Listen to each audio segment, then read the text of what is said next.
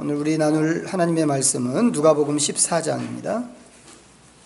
25절부터 33절까지. 누가복음 14장 25절부터 33절. 신약성경 120면에 있습니다.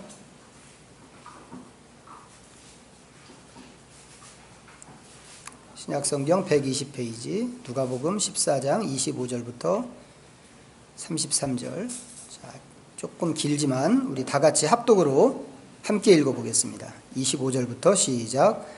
수많은 무리가 함께 갈새 예수께서 돌이키사 이르시되 물은 내게 오는 자가 자기 부모와 처자와 형제와 자매와 더욱이 자기 목숨까지 미워하지 아니하면 능히 내 제자가 되지 못하고 누구든지 자기 십자가를 지고 나를 따르지 않는 자도 능히 내 제자가 되지 못하리라. 너희 중에 누가 망대를 세우고자 할진대 자기의 가진 것이 준공하기까지에 족할는지 먼저 앉아 그 비용을 계산하지 아니하겠느냐. 그렇게 아니하여 그 기초만 쌓고 능히 이루지 못하면 보는 자가 다 비웃어 이르되 이 사람이 공사를 시작하고 능히 이루지 못하였다 하리라. 또 어떤 임금이 다른 임금과 싸우러 갈 때에 먼저 앉아 1만 명으로서 저 2만 명을 거느리고 오는 자를 대적할 수 있을까 헤아리지 아니하겠느냐. 만일 못할 터이면 그가 아직 멀리 있을 때에 사신을 보내어 화친을 청할지니라. 이와 같이 너희 중에 누구든지 자기의 모든 소유를 버리지 아니하면 능히 내 제자가 되지 못하리라. 아멘. 이 시간 준비하신 찬양으로 하나님께 영광 돌리겠습니다.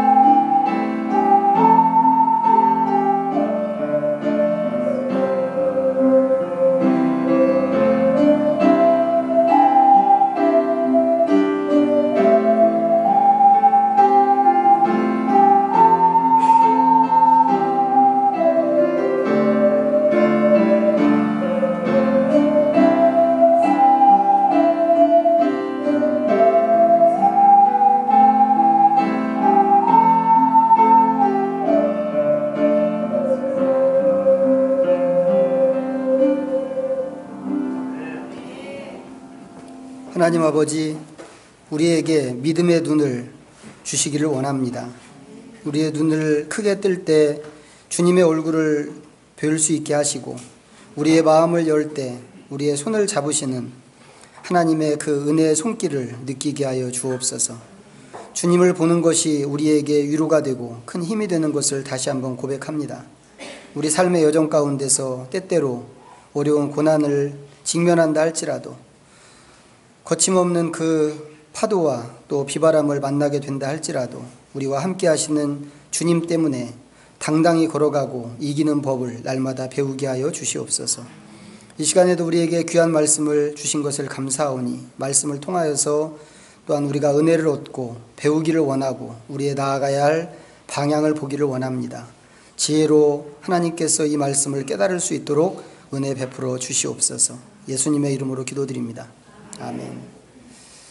제가 오늘 제목을 성경에서 그대로 갖고 왔는데 성경에 보니까 제자 되는 길이라고 이렇게 제목이 붙어 있습니다. 여러분 혹시 예수님 믿으면서 예수님 믿는 것을 예수님의 제자 되는 것이라고 이렇게 생각 좀 해보시고 사시나요?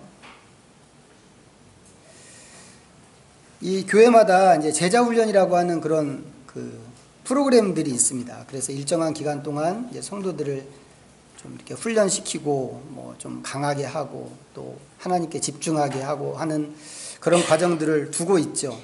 그 과정이 굉장히 고된 과정이다라고 하는 것을 경험하신 분들은 다 알고 계실 텐데, 뭐 1년, 짧게는 1년, 길게는 한 2년 정도 아주 길게 뭐 매주 모여서 그렇게 긴 시간 동안 말씀을 집중해서 보게 하고, 또 큐티는 절대로 빼먹으면 안 된다고 강조하고, 또 설교하는 것을 받아쓰게 하고, 또 성경 구절을 암송하게 하고, 그런 일들을 한단 말이죠. 그러니까 교회마다 보면 이 훈련하는 교회마다 보면 이 훈련 과정을 최고의 훈련 과정으로 그렇게 상정해 놓고 있습니다. 이거 공부하면 이제 더 이상 공부할 게 거의 없는 거예요. 이 과정이 너무 힘들어서 아주 마음을 단단하게 먹지 않으면 끝까지 종주하는 것도 쉽지 않습니다. 그런데 그 모든 과정들을 다 마치고 일상에 돌아가면 어떤 일이 생기는지 아세요? 큐티도 안 하고. 큐티 왜 안 하느냐고 그러면 할 줄 몰라서 안 한다고. 그렇게 얘기하는 사람들이 태반이나 있습니다. 2년 동안이나 그렇게 연습하고 또 연습하고 그랬는데.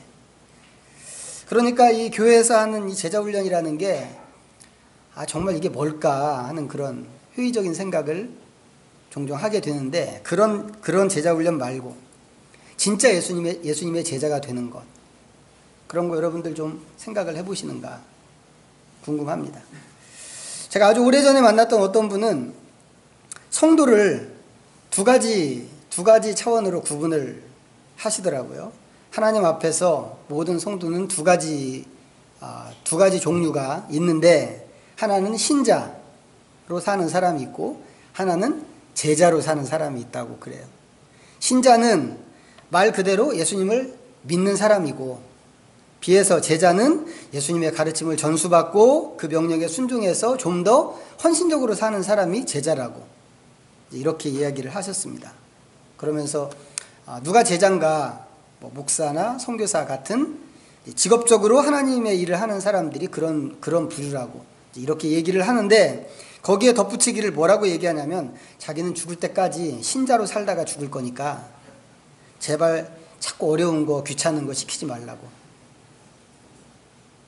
그럴듯하죠? 그럴듯한 말인가요?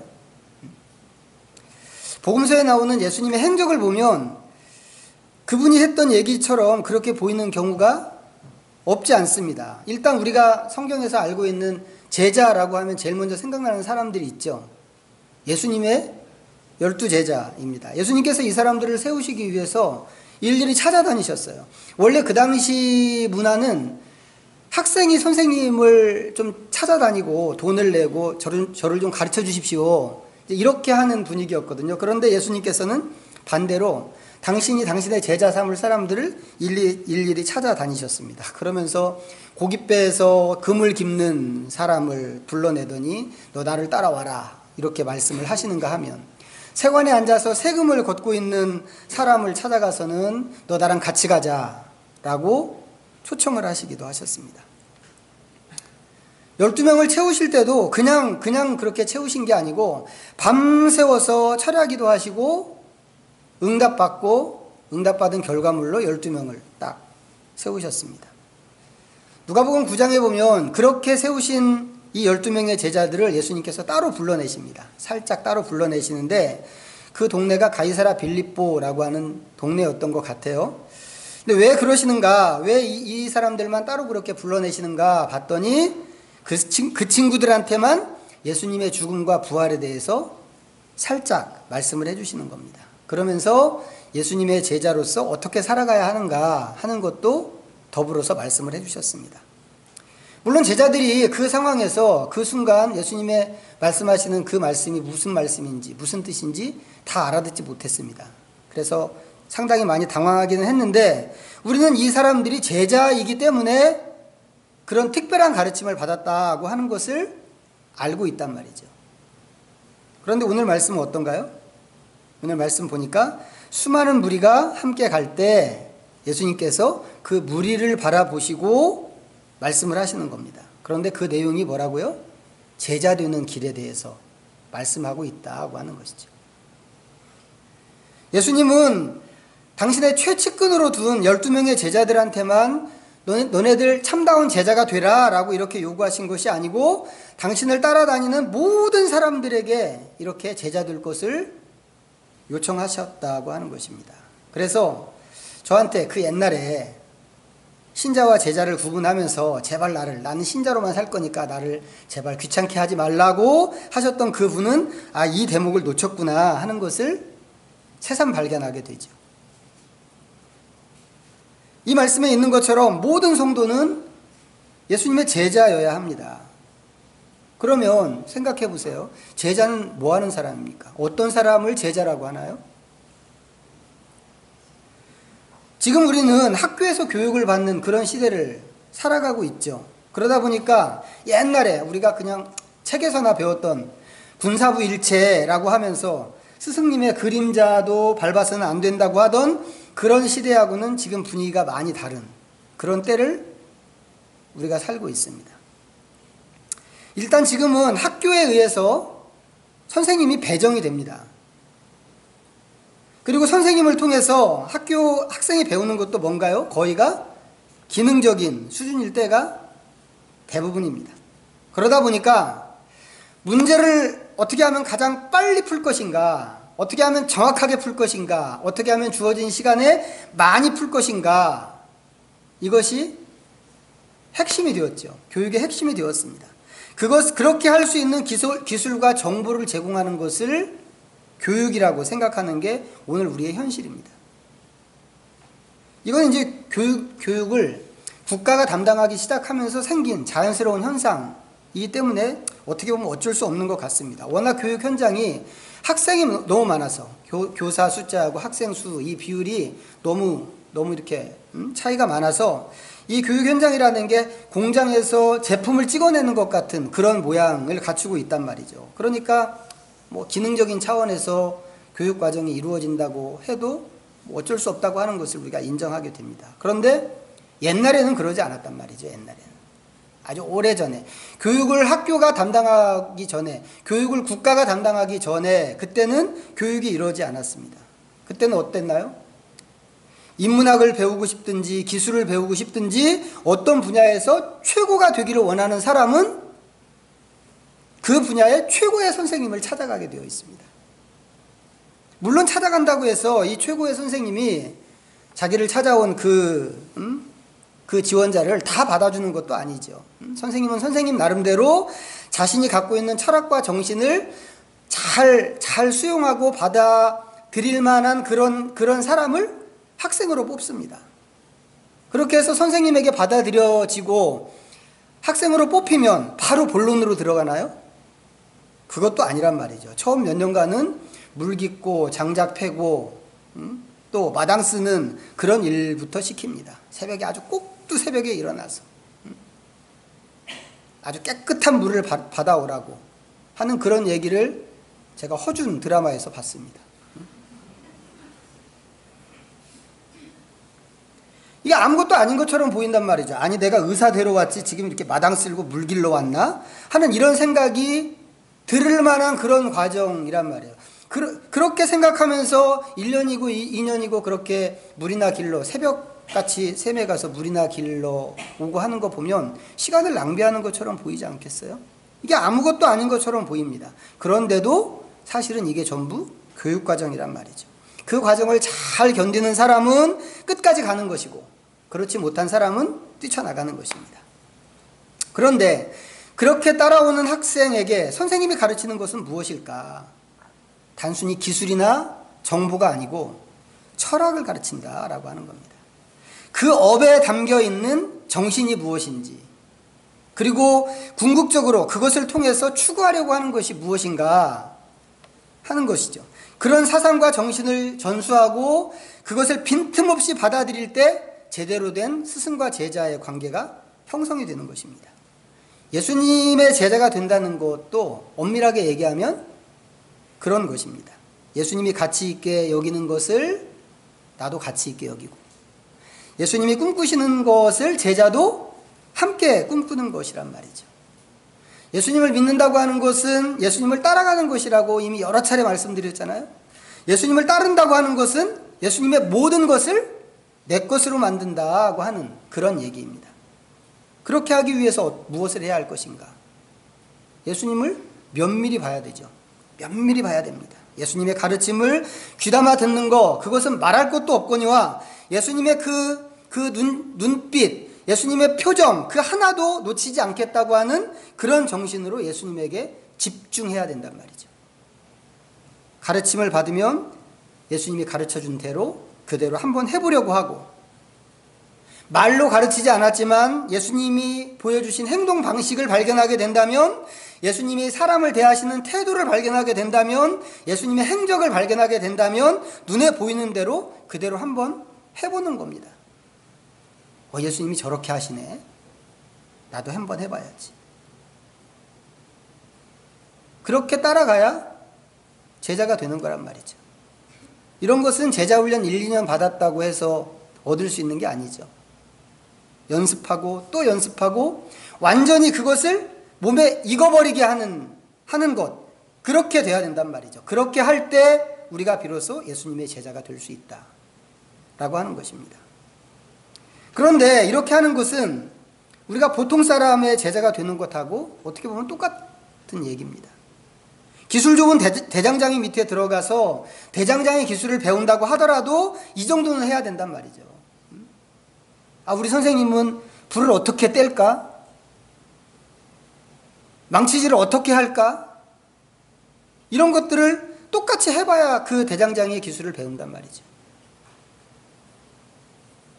그러니까 앞에 말씀드린 그 정도 하는 것을 특별한 일이라고 이야기할 수 없습니다. 그런데 오늘 말씀에서 예수님께서 가르치시는 것은 거기서 더 나간단 말입니다. 더 나갑니다. 왜 더 나가는가? 더 나가는 이유는 예수님이 다른 스승보다 더 나가신 분이기 때문에 그런 것입니다. 예수님의 제자가 되기 위해서 우리는 그러면 어떠해야 할 것인가? 세 가지를 말씀을 하시는데, 첫 번째로 말씀하시는 것이 미워하지 아니하면입니다. 자기 부모와 처자와 형제와 자매와 더욱이 자기 목숨까지 미워하지 아니하면 능히 내 제자가 되지 못한다고 하는 것이죠. 예수님이 지금 미워하라고 요청을 하고 계십니다. 여러분 이해가 되시나요?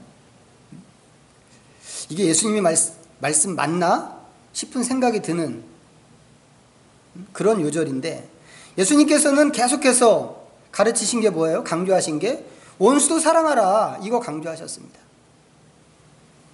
한쪽 뺨을 때리면 다른 쪽 뺨도 돌려대고, 나를 핍박하는 사람이 있으면 그 사람을 위해서 기도하라고 그러셨단 말이죠. 원수나 대적자나 핍박자를 위해서 이렇게 용서하고 사랑해야 한다면 가족은 그러면 얼마나 더 사랑을 해야 되겠어요. 그런데 여기서는 뭐라고요? 오히려 가족을 미워하라고 이렇게 이야기하고 계십니다. 부모와 처자와 형제, 자매뿐만 아니라 더 나아가서는 자기 목숨까지도 미워하라고. 왜 이런 말씀하실까요? 1차적으로 이 말씀이 1세기 상황에서 주신 말씀이라고 하는 것을 우리가 좀 기억했으면 좋겠습니다. 오늘 본문에 보면 엄청난 군중들이 예수님을 따라다녔습니다. 이유가 있었겠죠. 이 사람들이 따라다닌 이유.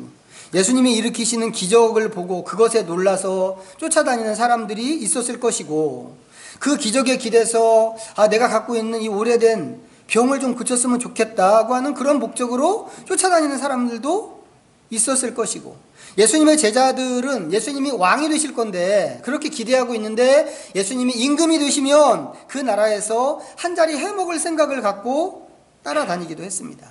그런데 이렇게 따라다니는 사람들 대부분이 어떤 사람인가요? 거의가 그냥 그렇고 그런 사람입니다. 별 볼 일 없는 사람들. 그 사회에서 진짜 실력 있는 사람들은 여전히 예수님에 대해서 거리를 두고 있죠. 우리가 그동안 봐왔습니다만 권력자들한테는 오히려 예수님이 의심을 받으셨죠. 많은 의심을 받으셨습니다. 이 사람 신성 모독자 아닐까? 이런 의심을 받았죠. 신성 모독자라고 한다면 돌로 쳐서 죽여야 됩니다. 그리고 실제로 예수님을 죽이려고 했던 적이 여러 번 있었습니다. 예수님이 계실 때 그랬단 말이죠. 예수님이 계실 때. 그러면 예수님이 떠나시고 난 다음에, 예수님 부활하시고 승천하시고 떠나신 다음에 이 누가복음이 기록될 때쯤은 어땠을까요? 이 글을 처음 받아서 읽었을 그 무렵에는 예수님이 살아계실 때보다 훨씬 더 위험한 그런 시대였습니다. 누가복음을 쓴 사람이 사도행전을 썼다고 하는 것 알고 계시죠? 이 두 책이 서로 이어지는 책인데, 사도행전에 보면 그 당시에 권력자들이 기독교인들을 잡아다가 가두고 때리고 심지어는 죽이기까지 한 것을 우리가 사도행전에서 읽을 수 있습니다. 그때 기독교인의 숫자가 많았나요? 아니란 말이죠. 이제 막 시작하는 신흥 종교, 유대교에서 보면 이단, 나사렛 괴수를 따르는 이단이란 말이죠. 다른 정치에 관심 있는 사람들 눈에는 정치범으로 몰려서 죽은 사람을 쫓아다니는 그런 사람입니다. 아주 소수인 그런 집단이란 말이죠. 그런 시대에 어떤 사람이 개종해서 나도 이제 예수님을 따라다녀야 되겠다, 믿어야 되겠다라고 한다면 가족들이 뭐라고 그랬을까요? 가족들이 전부 나서서 손가락질하고 너 지금 미쳤냐? 꼭 그럴 거란 말이죠. 네가 집안을 망하게 하려고 하는구나. 너 하나 때문에 우리 집 식구들이 전부 이 권력자들한테, 관원들한테 눈밖에 나서 몰살당할 수도 있는데 너가 지금 무슨 짓을 하느냐고 이렇게 다그칠 거란 말이죠. 이슬람 교도들 같은 경우는 이런 경우에 그 사람을 죽이기까지 합니다. 명예살인이라고 해서 지금도 그런 일이 벌어지고 있습니다. 이 21세기에. 옛날에는 훨씬 공동체적으로 살던 때였기 때문에 집안 전체가 뒤집어졌을 거란 말이죠. 야, 이러다가 우리 집안이 망하겠구나.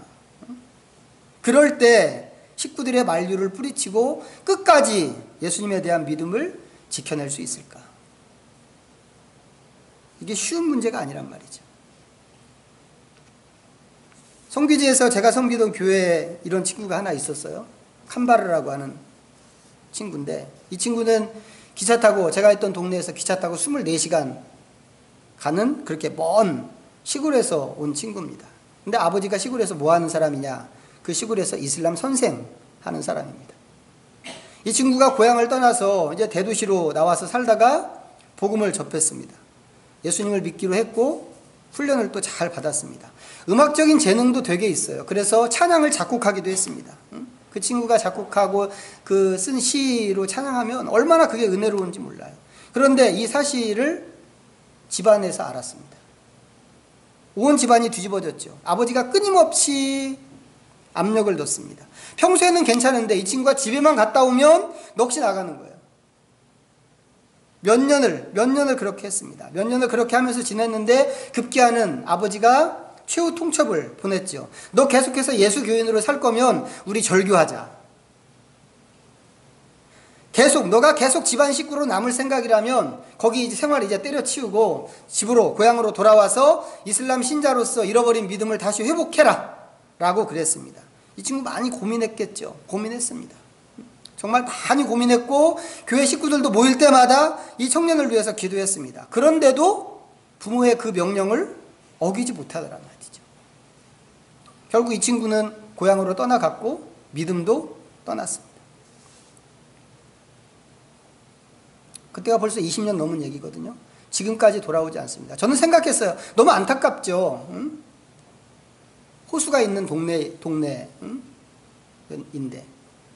그래도 이렇게 떠났지만 그 부모의 그 억압 때문에 이렇게 떠났지만 그래도 복음을 한번 맛봤기 때문에 다시 돌아오지 않을까. 저는 좀 내심 그런 마음이 있거든요. 근데 20년이 넘었는데도 아직도 돌아오지 않고 있습니다. 근데 이게 다른 동네 얘기가 아니고 뭐 지금은 물론 거의 없습니다만 우리나라도 과거에 이런 분위기가 있었어요. 있었습니다. 그래서 제가 들은 것만 하더라도 여러 케이스인데 어느 집에서는 물론 이제 시골 어느 집이겠죠. 이 초기 교회에서 아버지가 교회 다니는 딸을 보면서 네가 우리 집안을 망하게 한다고 그러면서 이 딸을 교회 못 가게 한다고 딸 머리를 홀랑 깎아버렸습니다. 이 여자애가 어떻게 창피해서 어떻게 교회를 가겠어요. 그런데 이 딸이 보재기를 쓰고 교회를 갔다는 이야기. 어떤 집에서는 토요일 날 아버지가 목화를 전부 수확해다 놓고는 너 교회 가려면 이 솜 다 따고 교회 가라.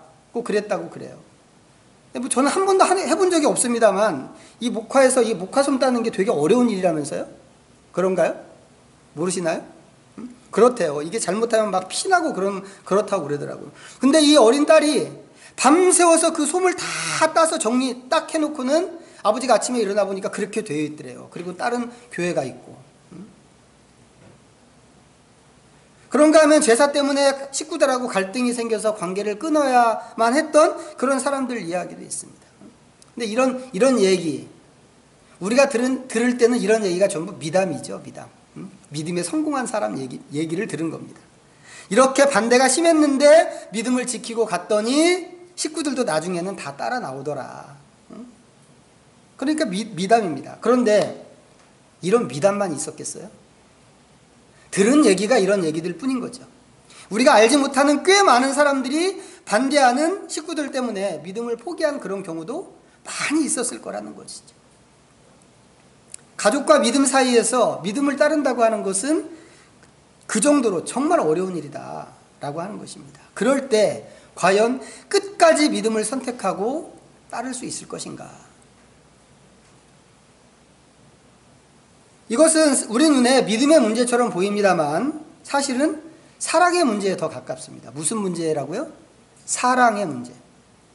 예수님께서는 이렇게 물으시는 거란 말이죠. 그런 상황에서 너는 나를 더 사랑할 수 있겠어? 라고 물으시는 거란 말이죠. 엄마보다 나를 더 사랑할 수 있겠어? 너 형제보다 나를 더 사랑할 수 있겠어? 너 자녀들보다 나를 더 사랑할 수 있겠어? 라고 물으시는 겁니다. 다시 말씀드리지만 믿음이란 신뢰하고 따라가는 것입니다. 이 대목에서 우리가 잘 아는 사건이 하나 있어요. 무슨 사건인가 하면 아브라함이 아들을 번제로 바치는 사건입니다. 아시는 것처럼 하나님께서 100살 먹어서 난 아들을 하나님께 제물로 드리라고 아브라함을 찾아오셔서 말씀하셨습니다. 아브라함이 묻지도 않고 망설이지도 않습니다. 성경에 보면 다음날 아침에 일찍 일어나서 제사 준비를 해서 길을 떠났습니다. 여기서 하나님께서 말씀하신 그 제사 드리는 거기까지 3일 길이라고 그랬어요. 우리는 쉽게 생각합니다. 상상하죠. 그 3일 길을 걸으면서 아브라함이 고민했을까? 얼마나 고민이 되었을까? 아버지로서 아들을 잡아 죽여야 되는데 얼마나 고민했을까라고 생각하지만 실제 성경을 읽어보면 그런 것처럼 보이지도 않습니다. 가는 길에 아들이 물었죠. 아버지, 나무도 있고 불도 있는데 드릴 제물은 왜 없습니까? 우리 같으면 뜨끔했겠죠. 그런데도 아브라함이 덤덤하게 말합니다. 제물은 하나님이 준비하실 거다. 그렇게 하고는 정작 산에 올라가서는 아들을 잡아서 묶어가지고는 제단 위에 올려놓습니다. 아니, 하나님이 준비하실 거라고 그러더니요. 물론 이 얘기는 해피엔딩으로 끝납니다. 하지만 우리는 의문이 들죠. 어떻게 아버지인데 아버지로서 아들에게 이렇게 할 수 있을까? 그런데 히브리서에 보면 아브라함이 무엇을 보고 이렇게 할 수 있었는가를 정확하게 이야기하는데, 아들이 설사 그 일을 통해서 죽는다고 하더라도, 진짜 죽는다고 하더라도 하나님께서 다시 살리실 것을 믿었기 때문이라고. 그리고 아브라함은 흉내를 낸 게 아니었어요. 이 아들을 진짜 칼로 목을 따려고 그랬단 말이죠. 하나님이 오히려 다급해가지고 아브라함아 아브라함아 이렇게 부를 지경이었던 거죠. 그런 아브라함의 선택을 보신 하나님께서 아브라함에게 뭐라고 그러셨는가? 너가 나를 경외한다고 하는 것을 이제는 내가 알겠다 라고 그러셨습니다. 믿음과 사랑이라고 하는 것이 동전의 양면 같은 거란 말이죠. 예수님을 따른다고 하는 것도 그런 것입니다. 두 번째 말씀은 누구든지 자기 십자가를 지고 나를 따르지 않는 자도입니다. 이런 사람도 예수님의 제자가 될 수 없습니다. 이게 무슨 말인가요? 그런데 자기 십자가를 진다고 하는 게, 여러분 성경에서 자기 십자가를 지고 간 사람 혹시 기억하세요? 누군지? 성경에서 그런 사람 있는데 누군가요? 모르시나요? 예수님이죠. 예수님이 자기 십자가 지고 갔잖아요. 예수님께서 본디오 빌라도의 재판을 받고 십자가에 못 박히러 가시는데 당신이 달릴 그 십자가를 직접 지고 가셨습니다. 로마 제국에서 십자가 처형이라고 하는 게 이런 겁니다. 이런 거. 호송차에 태워서 사형장까지 데려다주고 달릴 십자가는 지게차로 들어다가 갖다주고 이런 게 아니란 말이죠. 이런 게. 십자가에서 죽는 모든 사형수들은 자기 십자가를 지고 사형장까지 가도록 되어 있습니다. 그리고 십자가라고 하는 것이 딱 그 용도로만 쓰는 그런 물건이란 말이죠. 그래서 그 당시 사람들한테는 십자가 그러면 그것은 곧 죽음이었어요. 죽음 외에는 생각나는 게 없단 말이죠. 십자가는. 그것도 가장 잔인하게 죽이는 사형틀이 십자가입니다. 그런데 이 십자가가 말씀드린 것처럼 죽는 사람이 직접 지고 가는 그런 십자가인 겁니다. 예수님께서 십자가를 지고 나를 따라오라고 말씀하신 것은 자기 형틀을 짊어지고 예수님이 죽으러 가시던 그 뒤를 따라서 걸으라고 하는 그런 이야기입니다. 그러면 생각해 보십시오. 십자가를 지고 가는 사람은 무슨 생각을 했을까요? 여러분이 십자가를 지고, 여러분의 십자가를 지고 간다면 여러분은 무슨 생각을 할 것 같아요? 내가 어떻게 하다가 이 지경이 됐지? 그러실 것 같은가요? 아니면 못 받은 돈, 내가 오늘 죽는데 내가 그 빚 준 거 받았어야 되는데 그거 못 받고 죽네? 이런 거 생각하시겠어요? 십자가 지고 가는 장면이 아니더라도 상관이 없습니다. 여러분에게 남은 시간이 오늘 하루밖에 없다면 여러분 이 남은 시간에 여러분 뭐 하시겠어요? 우리는 살아가면서 늘 다른 사람과 경쟁하고 나를 주장하고 때로는 분노하고 하면서 살아갑니다. 지구는 절대 못 살아 이렇게 생각하면서 사는 사람도 세상에 많이 있습니다. 또 실제로 그렇게 해야 이 무서운 세상에서 손해보지 않고 살 수 있는 것도 사실입니다. 하지만 이렇게 하는 것은 뭐예요? 살 날이 아직 남았다고 생각하기 때문에 가능한 것이란 말이죠. 남은 시간이 오늘 하루밖에 없다면 어쩔까? 남은 시간이 하루밖에 없어도 그럴까? 저는 아니라고 생각한다고 하는 겁니다. 시간이 하루밖에 없는데 더 많이 갖는 게 무슨 의미가 있겠어요? 시간이 하루밖에 없는데 싸워서 이기는 게 무슨 의미가 있겠어요? 무슨 소용이 있습니까? 예수님이 그렇게 사신 분이란 말이죠. 예수님. 십자가를 지기 전에도 예수님은 그렇게 사셨습니다. 모든 것을 다 포기하고. 그러니까 한 뺨을 맞으면 다른 뺨도 돌려대라는 말이 나오는 거죠. 바울은 어땠나요? 예수님을 쫓아간다고 하는 바울은 날마다 내가 죽노라. 바울은 맨날 죽는 사람이에요. 늘 죽음을 염두에 두고 사는 사람이었단 말이죠. 예수님이 십자가를 지고 나를 따라오라고 하시는 말씀은 그런 의미라고 생각합니다. 사실 맨정신으로 예수님을 따라간다고 하는 것은 불가능한 일일 수 있죠. 거의 불가능합니다. 하지만 죽음을 향해서 가는 사람 입장에 서게 된다면 예수님을 따라가는 것이 그래도 좀 더 수월하지 않을까 싶습니다. 왜요? 이제 자기에게 직면되는 것, 자기가 만나는 것, 자기에게 남은 것은 죽음밖에 없기 때문이란 말이죠. 예수님은 우리가 그렇게 당신을 따라오기를 바라고 계신다고 하는 겁니다. 마지막 세 번째입니다. 너희 중에 누구든지 자기의 모든 소유를 버리지 아니하면입니다. 소유를 버린다고 하는 것 무슨 뜻일까요? 누가복음 10장에 보면 예수님이 70명의 전도대를 보내시는 이야기가 나옵니다. 둘씩 묶어서 여러 마을로 예수님 대신해서 일을 하라고 보내시죠. 그런데 보낼 때 주의를 주셨습니다. 어떤 주의를 주셨는가? 전대나 배낭이나 신발을 가지지 말아야 된다라고 하는 주의를 주셨습니다. 그에 앞서서 예수님께서 12제자를 또 그렇게 보내셨습니다. 그런데 똑같은 말씀으로 주의사항을 주십니다. 여행을 위해서 아무것도 가지지 말아야 하는데 배낭이나 양식이나 돈이나 두 벌 옷은 물론이고 심지어는 지팡이도 가지면 안 된다라고 그러셨습니다. 소유를 버리라고 하는 얘기가 그런 뜻일까요? 제자들에게 말씀하셨던, 우리가 지난 몇 주 동안에 걸쳐서 이 소유에 대한 말씀을 다뤘죠. 생각지 않은 풍년을 만나서 걱정을 땅이 꺼지게 했던 그 농부, 부자가 있었습니다. 이 사람은 새로운 창고를 지어서 자기가 수확한 그 곡식을 다 쟁여놓고 나서야 안심이 되었죠. 그런가 하면 아버지가 남긴 유산 문제로 예수님의 도움을 구했던 젊은 청년이 있었습니다. 형하고의 사이에서 이 친구는 자기에게 돌아와야 할 몫이 있었다고, 그것을 찾아와야 된다고 생각했죠. 앞에 나온 사람은 하나님이 못마땅하게 생각하셨고 뒤에 나온 사람은 예수님께서 또 못마땅하게 생각하셨습니다. 이 사람들의 문제가 뭐였나요? 이 사람들의 문제, 돈이 있어야 안심하고 살 수 있다고 하는 것이었습니다. 어쩌면 더 나은 삶이나 원하는 것을 마음껏 누리는 그런 삶을 염두에 뒀는지 모르겠습니다. 그런데 어쨌거나 이 사람들 안에 있는 신념은 분명하단 말이죠. 돈이 있어야 안심할 수 있다. 이 사람들한테는 돈이 성인 거죠, 성.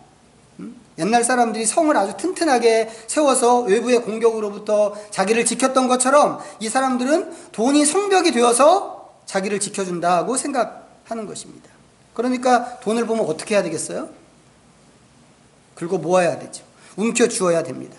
부자 농부가 풍작을 거두고도 걱정을 했던 것은 자기가 거둔 그 소유가 떠내려갈까 봐, 그래서 걱정했던 것이죠. 움켜쥐고 그것으로 더 단단한 성벽을 쌓아야 하는데 그거 못할까 봐. 이런 것을 보면 이 돈이라는 게 정말 위력 있는 물건이죠. 지금 이 자본주의 시대에서만 돈이 힘이 아니고 아주 옛날 고려짝에도 이 돈은 항상 위력 있는 그런 물건이었다는 게 분명합니다. 하지만 이렇게 되면 안 된다고 하는 겁니다. 왜 안 될까요? 이렇게 하면 돈이 없는 것보다 있는 것이 더 좋을 것 같은데 이렇게 하면 안 되는 이유가 뭘까요? 이렇게 하면 하나님이 들어갈 자리가 없기 때문에 그렇습니다. 한번 상상해 보세요. 요즘에 복권 같은 거 맞아서 좀 인생 한 방에 역전시키고 싶어하는 사람들 많이 있습니다. 경기가 안 좋을수록 복권이 잘 팔리는 거 알고 계시죠? 힘드니까 이런 걸로라도 내 인생 좀 바꿔왔으면 좋겠다. 그럴 돈이 있으면 그걸로 좀 다른 거 하지. 매주 그렇게 몇천 원씩 그렇게 낭비하냐? 뭐 이런 생각 할 수 있지만 얼마나 힘들면 그러겠어요. 얼마나 힘들면. 살기가 힘드니까 사람들이 인생 역전을 꿈꾸는 겁니다. 그런데 여러분이 만약에 어마어마한 그 복권에 당첨이 됐다고 한번 생각해 보세요. 한 막 100억, 한 200억짜리 복권에 딱 당첨되면 여러분 뭐 하시겠어요? 기도하시겠어요? 가끔 복권 되면 예배당 짓겠다고 하는 사람들이 있습니다. 복권 되면 내가 하나님께 예배당 하나 져주겠어요. 진심인지 모르겠어요. 진심인지는 모르겠는데 하나님께서 정말 멋지게 복권 한번 당첨되게 해주시면 내가 멋진 예배당 하나 짓겠다고 제가 상상해 봤습니다. 그렇게 하면 예배당 지으면서 기도할까? 이 예배당 사고 없이 잘 저지게, 무사히 잘 저지게 해주십시오. 뭐 이런 거 기도할까? 안 할 것 같단 말이죠. 아니, 집 짓는 기술이 있는데 돈만 주면 건물이 쑥쑥쑥쑥 올라갈 때인데 어지간한 건 돈으로 다 해결되는데 돈으로 해결하지 기도를 왜 하냔 말이죠. 이건 돈이 얼마나 많은가 이런 문제가 아니고 어디에 내 어깨를 기대는가의 문제입니다. 예수님께서 소유를 다 팔아 라고 하시는 것은 너네들 돈 없이 거지처럼 살아라 이런 얘기가 아니란 말이죠. 너네들 무계획으로 인생을 그렇게 막 그렇게 촘촘하게 계획 세워서 산다고 해서 그렇게 되는 것도 아니니까 무계획으로 살아라 이런 얘기도 아닙니다. 돈을 의지하지 않고 철저하게 하나님만 의지해라 라고 하는 얘기란 말이죠. 하나님을 의지하는 사람한테 돈은 아무것도 아닙니다. 이런 사람한테 돈은 뭘까요? 그냥 자기가 맡아서 보관하는 물건일 뿐입니다. 돈의 진짜 주인은 내가 아니고 하나님이다 라고 하는 그 마음으로 살기 때문에 그렇단 말이죠. 그런 사람이 진정으로 예수님의 제자가 될 수 있다고 하는 얘기입니다. 자, 그런데 오늘 본문에 특이한 이야기가 나옵니다. 자, 이렇게 하지 않으면 능히 내 제자가 되지 못하리라고 예수님께서 3번을 말씀하셨어요. 3번 말씀하셨는데 이 3번의 가르침 속에 비유 2개가 끼어 들어가 있습니다. 하나는 망대 세우는 사람 이야기고 또 하나는 외부의 공격을 받는 어떤 왕의 이야기로 되어 있습니다. 이 이야기가 여기 왜 들어가 있을까요? 광고 효과인가요? 드라마 중간에 광고하는 것처럼?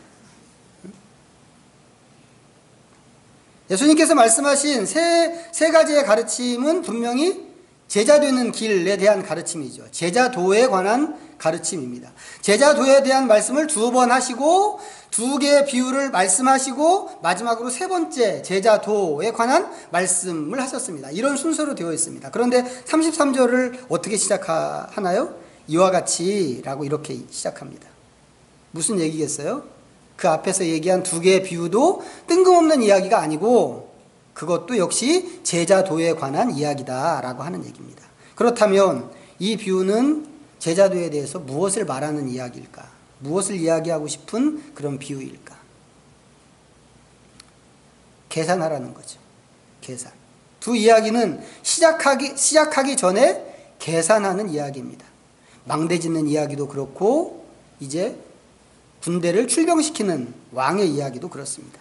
망대 공사를 시작하기 전에 비용을 계산해야 된다고 하는 것이고 전투에 들어가기 전에 이길 수 있는가를 계산해야 된다라고 하는 이야기죠. 그런 것처럼 예수님의 제자가 되는 것도 시작하기 전에 계산해 보고 시작해야 하는 그런 일이라는 이야기입니다. 예수님을 믿는다는 것, 예수님을 따른다는 것이 이런 거라는 거죠.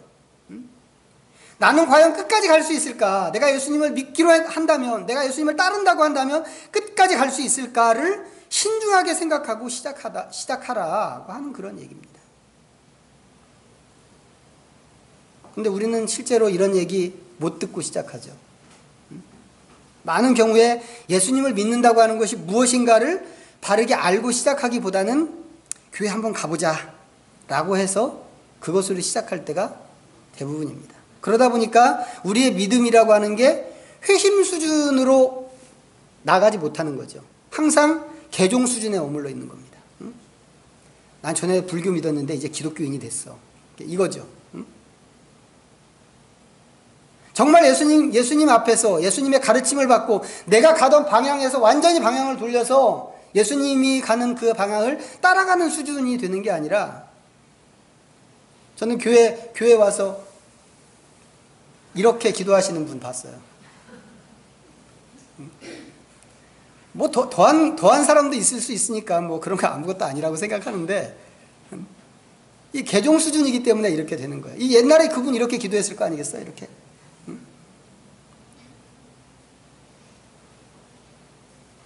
성경을 보면 믿음을 위해서 어느 정도의 대가를 지불해야 된다고 하는 것을 굉장히 많이 얘기합니다. 이런 대가 지불 같은 거 전혀 모르고 시작한단 말이죠. 심지어 어떤 분은 교회에서 아주 높은 자리에 올라가신, 중직자 자리에 올라가신 분인데도 이런 얘기를 해주니까, 이렇게 하면 누가 예수 믿는다고 그러겠어요. 있는 사람도 다 도망가지. 이렇게 말씀을 하시는 걸 봤습니다. 모르기 때문에. 예수님을 믿는다는 것이 무엇인지, 예수님을 따른다는 것이 무엇인지 모르기 때문에 그런 것이죠. 그저 교회 열심히 나가고 봉사 열심히 하면 믿음이 좋은 것이라고 생각하기 때문에. 오늘 예수님께서 우리에게 명확하게 말씀을 해주셨습니다. 수많은 추종자들을 돌아보시면서 그 사람들한테 말씀하신 거예요. 어떤 사람이 진짜 제자인가? 이 교훈이 오늘 우리에게 주시는 교훈이 되기를 바랍니다. 그래서 우리의 믿음이 그저 종교시장에 나와 앉아있는, 종교시장 그 가판대에 나와 앉아있는 수많은 종교들 중에 뽑기에서 뽑은 것 같은 그런 믿음, 그런 수준의 믿음이 아니라 정말 예수님이 요구하시는 온전한 믿음으로 거듭나서 아무리 어려운 상황이 있다고 하더라도, 아무리 어려운 방해가 있다고 하더라도, 아무리 우리 눈에 보이는 화려한 유혹이 있다고 하더라도 까짓 거 뭐 한번 해보지 라고 하는 결단으로 이 경주를 다 할 수 있는, 끝까지 할 수 있는 믿음의 사람들이 다 되시기를 부탁드리겠습니다. 기도하겠습니다. 이 시간에도 주신 말씀 잠시 기억하면서 하나님 앞에 묵상으로 나갑니다.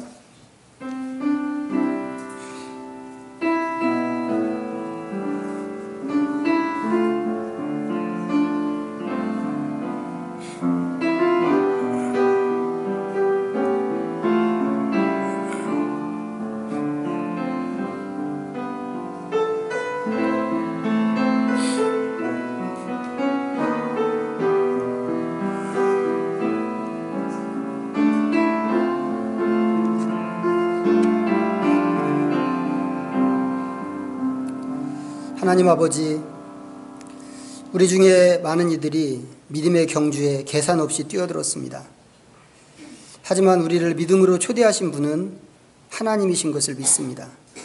우리가 어떤 형식으로 시작했든지 이제는 결단이 있게 하셔서 주님의 기준에 합당한 자들로 서게 하여 주옵소서. 매일매일 예수님을 쫓아다닐지라도 어떻게 제자가 될 수 없는지를 말씀하셨사오니 오늘 우리의 모든 오해와 몰이해를 벗게 하시고 예수님을 철저하게 신뢰하고 끝까지 따르는 바른 제자들이 되게 하여 주옵소서. 우리는 철저히 주님을 사랑할 것이며 우리의 십자가를 질 것이고 하나님만을 인생의 울타리로 삼을 것입니다. 주님 때문에 손해를 당하고 잃는 것이 많다고 하더라도, 더 나아가서 위험을 만난다고 하더라도 이 결심에 변함이 없기를 다짐하오니 우리의 신앙적 헌신을 통하여 영광을 받으시옵소서. 예수님의 이름으로 기도하옵나이다. 아멘.